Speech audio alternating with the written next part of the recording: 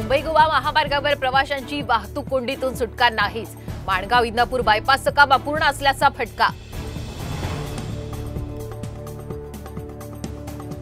राज्यात पुढील 2 दिवसात जोरदार पावसाचा इशारा। आज मराठवाडा मध्य महाराष्ट्राला पावसाचा येलो अलर्ट, कोकणालाही मुसळधार पावसाचा इशारा। छत्रपती संभाजीनगरातील जायकवाडीच्या पाणी साठ्यात 1.5% वाढ। मात्र जिल्ह्यात अपुऱ्या पावसामुळे अजूनही टँकरद्वारेच पाणी पुरवठा। तब्बल 24 वर्षांनी बलकवडी धरणातील शिवकालीन मंदिरांचं दर्शन। धरण कोरडं पडल्यानं मंदिर पाहण्यासाठी पर्यटकांची गर्दी। राज्यात काही ठिकाणी पेरणीला वेग। 3 दिवसात 31,000 हेक्टरवर पेरणी। सोयाबीन पेरणीकडे शेतकऱ्यांचा कल। कांदा खरेदी धोरणाला शेतकरी व्यापाऱ्यांचा विरोध कायम। वाणिज्य मंत्रालयाचा निर्णय अमान्य। निर्यात बंदी उठवण्याची मागणी।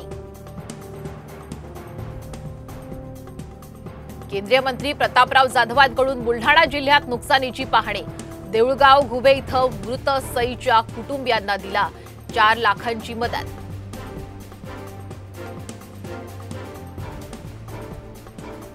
आज ठाण्यात देवेंद्र फडणवीसांचा निरंजन डावखरेंच्या प्रचारार्थ मेळावा। निरंजन डावखरे कोकण पदवीधर निवडणुकीत भाजपचे उमेदवार। आत्महत्याग्रस्त कुटुंबांच्या सांत्वनासाठी पंकजा मुंडे बीड जिल्ह्याच्या दौऱ्यावर।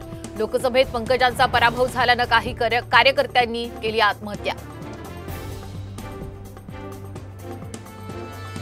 वस्ताद नेहमी एक डाव राखून ठेवतो। केंद्रातील सत्ता बदलावर अमोल कोल्हे यांचं सूचक विधान। राज्य शासनाने मागवला सरकारी नोकरीतील 75,000 रिक्त पदांचा तपशील। लोकसभेत तरुणांच्या नाराजीचा फटका बसल्यानं सरकार अलर्ट मोडवर। पौष्टिक बदामांचं फुटपाथवर पॅकिंग। नवी मुंबईतल्या एपीएमसीत अनधिकृत कारखाने। सोशल मीडियावर व्हिडिओ व्हायरल।